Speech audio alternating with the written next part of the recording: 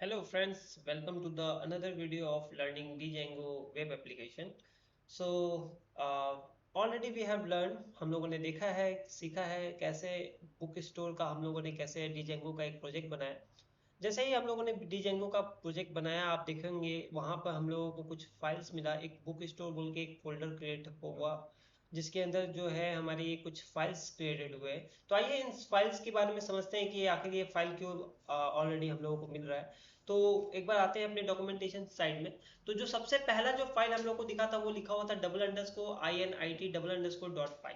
होता क्या है कि जब भी आप अपने Django प्रोजेक्ट के अंदर पे आप जब कभी कोई भी फोल्डर बनाते हैं, वो फोल्डर उस प्रोजेक्ट से रिलेटेड है, उसको आप कैसे बताओगे अपने Django मैनेज डॉट पाई फाइल को। तो उसको बताने के लिए सिंपल क्या है, आपको ये एक फाइल बनाना पड़ेगा double underscore INIT double underscore dot पाई।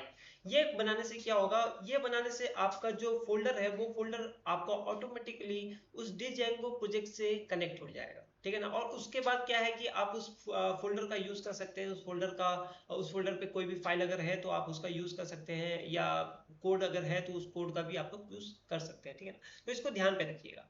और फिर इसके बाद जो नेक्स्ट हमारे पास जो है वो है हमारा सेटिंग डॉस फाइल है।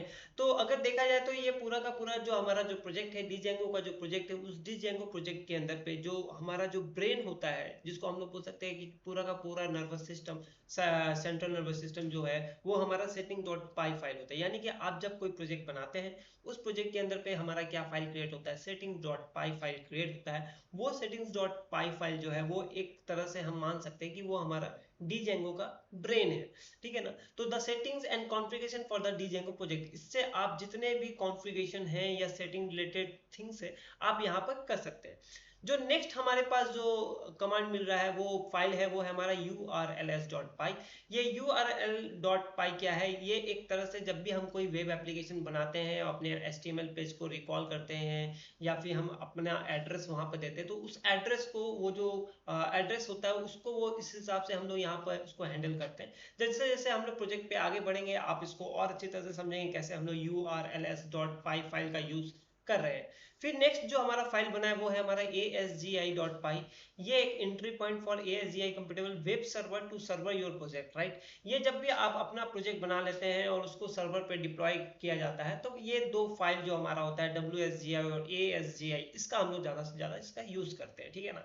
तो आइए हम लोग पहले क्या है, पहले एक प्रोजेक्ट को हम लोग बनाना सीखते हैं, और फिर उसके बाद हम लोग समझेंगे कैसे इसमें कैसे वर्क किया जाता है। प्रोजेक्ट को रन करने के लिए जो हम लोग फाइल यूज करते हैं वो है हमारा manage.py।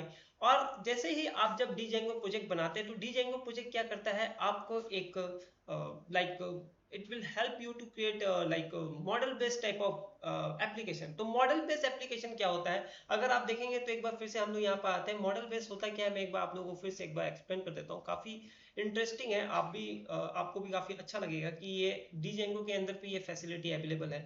अब तक आप देखे होंगे जितने भी हैं, जैसे स्प्रिंग बूट जावा के अंदर पे जो हमारा फ्रेमवर्क काफी पॉपुलर है वो है हमारा स्प्रिंग बूट राइट। तो ये स्प्रिंग बूट जो है वो किस पे काम करता है, वो है MVC। का फुल फॉर्म हो जाता है आपका मॉडल व्यू कंट्रोलर, ठीक है ना। उसी तरह जो हमारा Django भी क्या है, एक फ्रेमवर्क है। इस पे भी आप माइक्रो सर्विसेज रिलेटेड टाइप का प्रोजेक्ट बना सकते हैं।